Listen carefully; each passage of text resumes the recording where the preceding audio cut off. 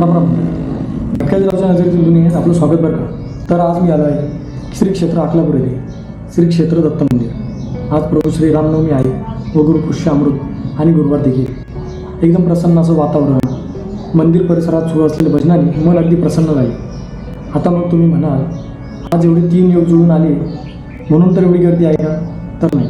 दररोज येथे एवढीच गर्दी, कधी यापेक्षा जास्त गर्दी असते. दर गुरुवारी येथे महाप्रसाद देखील असतो.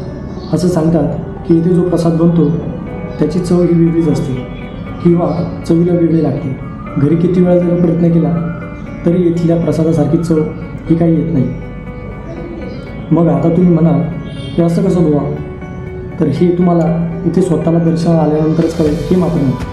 बरं, विशेष गोष्ट म्हणायला भावते तेथील भाविकांची असलेली शिस्त, जी मला तरी पहिल्यांदा पाहायला मिळाली. जेवढे पण भाविक आरतीसाठी आले ते तुम्ही बघाल की एका रांगेत उभे आहे.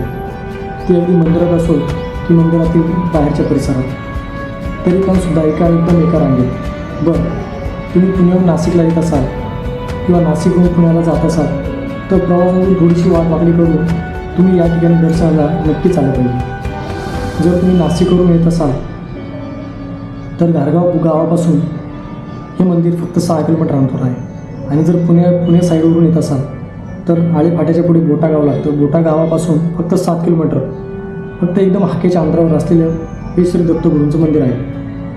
आणि हो, सकाळीच दर्शनाला येत असाल तर मग सकाळी थोडी लवकरच या, कारण सकाळची आरती येते 8:30ला चालूच होते. सकाळच्या आरतीला जर तुम्ही वेळेत आला तर बस डोळे बंद करा आणि मग आरतीचा आनंद घ्या. तुम्हाला साक्षात तुम्ही गुरुदेव दत्तांच्या चरणी असल्याचा भास होईल. याच मंदिराच्या प्रांगणात काल भैरवाचे देखील दर्शन करण्यासाठी मंदिर आहे. बाजूला अनुसया टेकडी आहे. मंदिर परिसरात सुंदर असं बगीचा देखील केलेला आहे. तर आजचा व्हिडिओ कसा वाटला, आजची माहिती कशी वाटली हे कमेंट बॉक्समध्ये नक्कीच सांगा.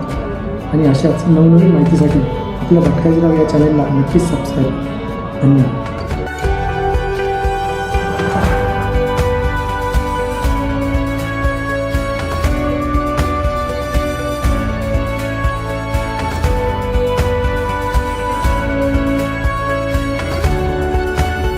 आपण पुणा नाशिक हायवेने येत असेल तर बोटा आळेफाट्याच्या पुढं बोटा गाव आहे. त्या गावापासून येण्यासाठी मंदिराकडे रस्ता आहे. साधारणतः 7 किलोमीटरच्या अंतरावर देवस्थान आपल्याला पाहायला मिळतं. नाशिकवरून जर येत असाल तर समोर आपल्याला मुळा नदीच्या पुढच्या बाजूला घारगाव म्हणून गाव आहे.